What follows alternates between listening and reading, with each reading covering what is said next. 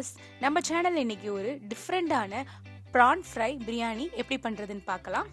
அதுக்கு ஃபர்ஸ்ட் ஸ்டெப்பாக பெரிய பாத்திரத்தில் தண்ணியை சூடு பண்ணி அதில் 2 ஏலக்காய், 2-3 கிராம்பு, கொஞ்சம் பட்டை போட்டு அது கூடவே நம்ம க்ளீன் பண்ணி வச்சுருக்க இந்த ப்ரான் இருக்கு இல்லையா, இறால், அதையும் அது கூட சேர்த்து வேக வைக்க போகிறோம். ஃபஸ்ட்டு நம்ம இறாலை வேக வச்சு தனியாக எடுத்துக்க போகிறோம். அதுக்காக தான் இந்த ஸ்டெப்பு. ஸோ இது போல் வச்சு நம்ம ஹை ஃப்ளேமில் நம்ம இறாலை வேக வைக்கலாம். அது கூடவே கொஞ்சமாக லெமன், ஒரு ஹாஃப் லெமன் போல் அந்த ஜூஸையும் ஆட் பண்ணிக்கலாம் இது கூட. அப்போ தான் இறால் நல்ல ஒரு புளிப்பு சுவை கொடுக்கும். அது கூடவே கொஞ்சமாக மஞ்சள் தூள் போட்டு இதையும் சேர்த்து நல்லா கலக்கி விட்டு நம்ம வேக வைக்கலாம்.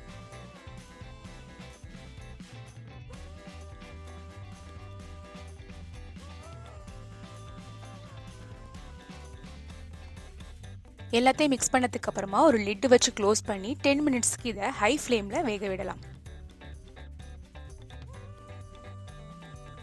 10 மினிட்ஸ் கழித்து ஓப்பன் பண்ணி பார்க்குறேன். இப்போ அந்த இறாலோட தண்ணி நல்லாவே பொங்கி வந்திருக்கு. ஸோ நல்லா மிக்ஸ் பண்ணி விட்டுக்கோங்க. இடையில பண்ணிவிட்டு ஒரு தடவை செக் பண்ணிக்கலாம் ப்ரான் நல்லா வெந்திருக்கான்ட்டு. கொஞ்சம் லைட்டாக வேகணும். ஸோ மறுபடியும் ஒரு லிட் போட்டு க்ளோஸ் பண்ணி ஒரு 5 மினிட்ஸ்க்கு வேக வைக்கலாம். கரெக்டாக இருக்கும்.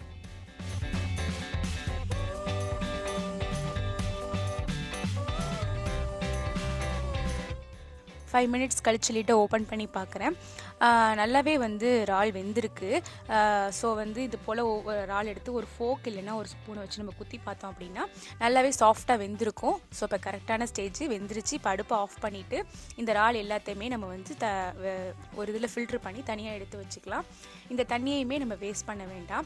இந்த தண்ணியை நம்ம அடுத்தது பிரியாணிக்கு சாதம் வடிக்கிறதுக்கு, சாதம் வேக வைக்கிறதுக்கு யூஸ் பண்ணிக்கலாம் இந்த தண்ணியை. ஸோ இந்த மாதிரி இறால் எல்லாத்தையும் தனியாக எடுத்து வச்சுட்டு தண்ணியும் தனியாக எடுத்து வச்சுக்கலாம். அடுத்து ப்ரான் ஃப்ரை பண்ணுறதுக்கு ஒரு மசாலா ரெடி பண்ணிக்கலாம். அதுக்கு ஒரு பேனை ஹீட் பண்ணி 1 டேபிள் ஸ்பூன் அளவுக்கு தனியா, 1 டேபிள் ஸ்பூன் ஜீரகம், 1 டேபிள் ஸ்பூன் மிளகு, அப்புறம் 2-3 ஏலக்காய், அது கூடவே கல்பாசின்னு சொல்கிறோம்ல அதை கொஞ்சம் சேர்த்துக்கலாம். அடுத்தது ஸ்டார் அனீஸ் 1 சேர்த்துக்கலாம். இது போல் பீஸாக உடச்சி சேர்த்துக்கலாம். அடுத்து இது கூடவே பட்டை கொஞ்சம் சேர்த்துக்கலாம். அது கூடவே கிராம்பு 2-3 கிராம்பு, ஒரு பிரிஞ்சி இலை, அதையும் இது கூட சேர்த்துக்கலாம். சேர்த்து இது எல்லாத்தையுமே மீடியமான ஹீட்டில் நல்லா ஃப்ரை பண்ணி எடுத்துக்கலாம். இதோட ஸ்மெல் அந்த அரோமேட்டிக் ஸ்மெல் வர ஆரம்பிக்கும் போது அடுப்பை ஆஃப் பண்ணி இதை கூல் பண்ணி அதுக்கப்புறமா நம்ம மிக்சியில் அரைச்சி எடுத்துக்கலாம். இப்போ அரைச்சி எடுத்தாச்சு. நம்ம வறுத்த மசாலா பொடி பண்ணி எடுத்தாச்சு. நெக்ஸ்ட்டு ப்ரான் ஃப்ரை ஸ்டார்ட் பண்ண போகிறோம். அதுக்கு ஒரு கடாயில் தேவையான அளவுக்கு எண்ணெயை ஹீட் பண்ணிக்கலாம்.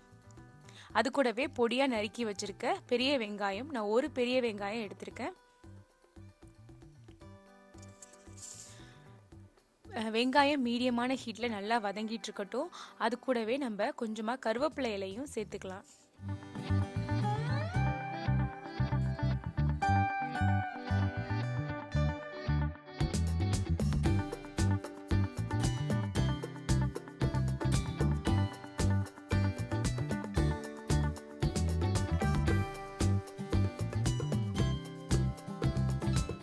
வெங்காயம் கண்ணாடி பதம் வந்தோடனே நான் 1 டீஸ்பூன் அளவுக்கு மஞ்சத்தூள் ஆட் பண்ணிக்கிறேன்.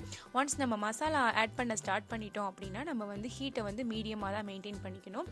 அப்போ தான் மசாலா கரெக்டாக குக் ஆகி வரும். இல்லைன்னா மசாலா கரிஞ்சிரும். அடுத்து மஞ்சள் ஆட் பண்ண உடனே இதுக்கு தேவையான அளவுக்கு வெறும் மிளகாத்தூள் ஆட் பண்ணிக்க போகிறோம். நம்ம தனியாத்தூள் ஆட் பண்ண போகிறதில்ல, ஏன்னா நம்ம ஆல்ரெடி வறுத்து அரைச்ச மசாலாலே தனியாக ஆட் பண்ணியிருக்கோம். ஸோ வெறும் மிளகாத்தூள் 1 ஸ்பூனும், கலருக்காக காஷ்மீரி சில்லி 1 ஸ்பூன் ஆட் பண்ணிக்கிறேன். காஷ்மீரி சில்லிங்கிறது ஆப்ஷனல் தான், அதை ஆட் பண்ணால் நல்லா கலர் கொடுக்கும், பட் காரம் இருக்காது. ஸோ இது எல்லாத்தையுமே சேர்த்து மீடியமான ஹீட்டில் இந்த மசாலாவை நம்ம வேக விடலாம். இந்த மசாலா நல்லா வெந்து பச்சை வாடை போனதுக்கு அப்புறமா நம்ம அரைச்சி வச்சுருக்க மசாலா பொடி இருக்கு இல்லையா, அதை நம்ம ஸ்டேஜ் பை ஸ்டேஜாக ஆட் பண்ணிக்க போகிறோம்.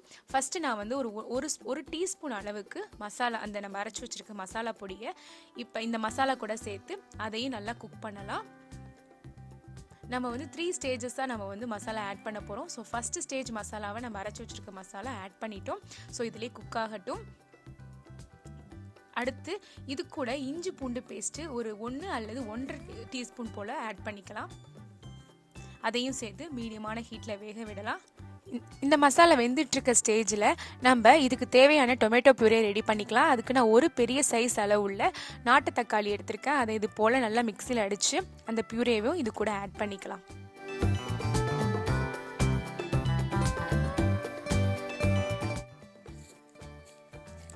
தக்காளி மீடியமான ஹீட்டில் அப்படியே இந்த மசாலா கூட நல்லா வேகட்டும். நம்ம ஊற்றிருக்க எண்ணெய் எல்லாமே நல்லா பிரிஞ்சு வரும். அது வரைக்கும் தக்காளியை மீடியமான ஹீட்டில் இந்த மசாலா கூட நல்லா வெந்துட்டுருக்கட்டும். 10 மினிட்ஸ் கழித்து நல்ல தக்காளி மசாலா கூட சேர்ந்து வெந்திருக்கு. ஊற்றின எண்ணெய் எல்லாமே வந்து கரெக்டாக பிரிஞ்சு வந்திருக்கு. இப்போ இந்த ஸ்டேஜில் காரத்துக்கு ஏற்ற அளவுக்கு பச்சை மிளகாவை இது போல் 2ஆக கீறி அதையும் இது கூட சேர்த்து ஆட் பண்ணி வேக விடலாம்.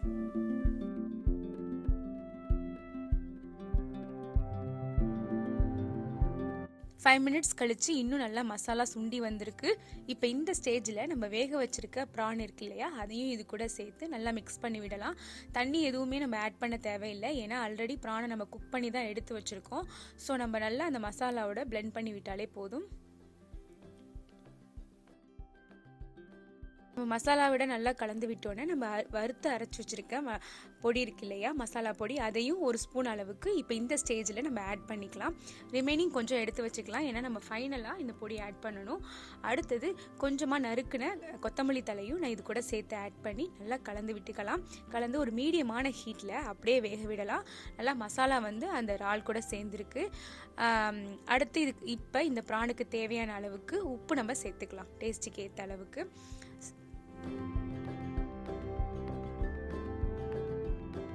உப்பு சேர்த்ததுக்கு அப்புறமா ஹாஃப் லெமன் நான் எடுத்திருக்கேன், அதோட சாறையும் இது கூட சேர்த்துக்கலாம்.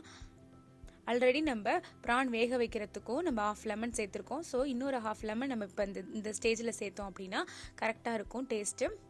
எல்லாத்தையும் கலந்து நம்ம ஒரு லிட் போட்டு க்ளோஸ் பண்ணி 10 மினிட்ஸுக்கு மீடியமான ஹீட்டில் இதை நம்ம குக் பண்ணலாம். 10 மினிட்ஸ் கழித்து நான் ஓப்பன் பண்ணி பார்க்குறேன். நல்லாவே ப்ரான் வந்து மசாலாவோட பிளெண்ட் ஆகி நல்லா வெந்து வந்திருக்கு. இப்போ இன்னும் கொஞ்சம் கொத்தமல்லியை, பொடியாக நறுக்கின கொத்தமல்லியை ஆட் பண்ணிக்கலாம். ஃபைனலாக நம்ம எடுத்து வச்சுருக்க வறுத்து அரைச்சி வச்சுருக்க அந்த பொடியை லாஸ்ட்டாக எல்லாத்தையுமே இது கூட ஆட் பண்ணி நம்ம நல்லா கலந்து விட்டு ஒரு 5 மினிட்ஸ் ஓப்பன் ஃப்ளேம்லேயே, அதாவது லிட் போட்டு க்ளோஸ் பண்ணாமல் அப்படியே ஒரு 5 மினிட்ஸ் நம்ம ஃப்ளேமில், ஒரு மீடியமான ஃப்ளேமில் வச்சுட்டு நம்ம ப்ரானை ஆஃப் பண்ணிட வேண்டியதான். நம்மளோட ப்ரான் ஃப்ரை இப்போ ரெடி ஆகிடுச்சு. அடுத்தது நம்ம பிரியாணி பண்ண போகிறோம். இதுக்கு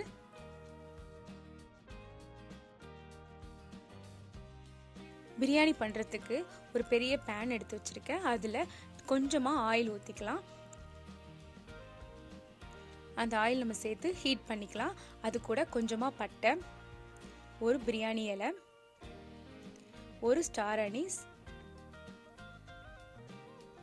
அப்புறம் ஒரு 3-4 கிராம்பு, அது கூடவே 2 ஏலக்காய், இது கூட ஒரு 5 அல்லது 6 இல்லைன்னா 4 பச்சை மிளகாய் போட்டு ஆட் பண்ணி இஞ்சி பூண்டு பேஸ்ட்டு ஒரு ஸ்பூன் அளவுக்கு ஆட் பண்ணியிருக்கேன். நல்லா 1 டேபிள் ஸ்பூன் அளவுக்கு இஞ்சி பூண்டு பேஸ்ட் ஆட் பண்ணியிருக்கேன். இது எல்லாத்தையுமே போட்டு நல்ல மீடியமான ஹீட்டில் இந்த எண்ணெயில் வதங்கி விடலாம்.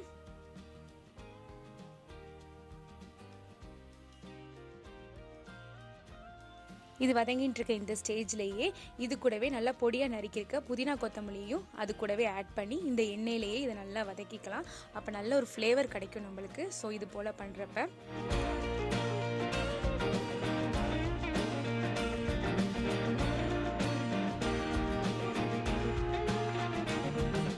இஞ்சி பூண்டோட பச்சை வாடை போனோன்னு நம்ம இறால் வேக வச்ச தண்ணி இருக்கு இல்லையா, அதை ஆட் பண்ணிக்கலாம் அரிசி வேக வைக்கிறதுக்கு. நான் வந்து இன்றைக்கி 3 கப் அளவுக்கு அரிசி எடுத்திருக்கேன்.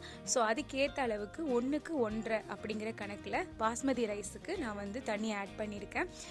எனக்கு வந்து அந்த ப்ரான் வேக வச்ச தண்ணியே தேவையான அளவுக்கு இருந்ததுனால நான் அதை மட்டுமே ஆட் பண்ணிட்டேன். ஒருவேளை உங்களுக்கு ரைஸுக்கு பத்தலை அப்படின்னா நீங்கள் இந்த தண்ணி போக, இறால் வேக வச்ச தண்ணி போக நீங்கள் நார்மல் தண்ணியும் ஆட் பண்ணிக்கலாம். 1க்கு 1.5 அப்படிங்கிற கணக்கில் நான் பாஸ்மதி ரைஸ்க்கு ஆட் பண்ணியிருக்கேன். ஹை ஃப்ளேமில் வச்சு நல்லா கொதிக்க விடலாம். இந்த தண்ணி வந்து நல்லா கொதி வந்ததுக்கு அப்புறமா நம்ம இதில் அரிசி ஆட் பண்ணிக்கலாம். ஸோ ஹை ஃப்ளேமில் வச்சு இதை நம்ம இப்போ கொதிக்க விடலாம்.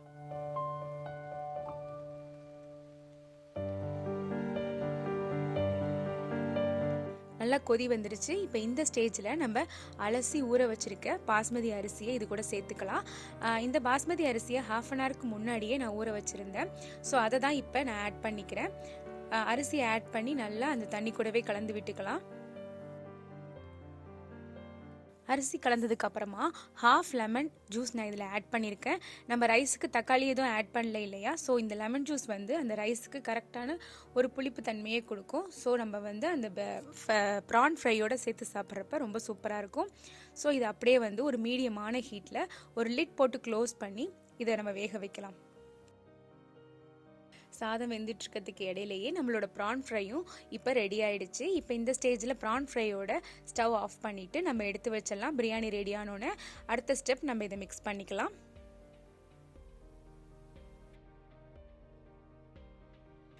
மினிட்ஸ் கழித்து லிட்டை ஓப்பன் பண்ணி பார்க்குறேன். சூப்பராக உதிரி உதிரியாக நம்மளோட பாஸ்மதி பிரியாணி ரைஸ் ரெடி ஆயிடுச்சு. பார்த்தீங்களா எவ்வளோ உதிரி உதிரியாக இருக்குது அப்படின்ட்டு.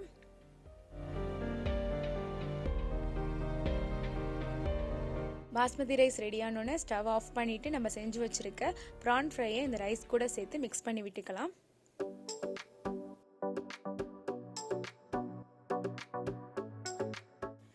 இது போல் பிரியாணி ரெண்டுத்தையும் மிக்ஸ் பண்ணி ஒரு தம் பிரியாணி ஸ்டைலில் சூப்பராக இப்போ நம்மளோட ப்ரான் ஃப்ரை பிரியாணி ரெடி ஆகிடுச்சு. உங்களுக்கு இந்த வீடியோ பிடிச்சிருந்தா லைக் பண்ணுங்கள்.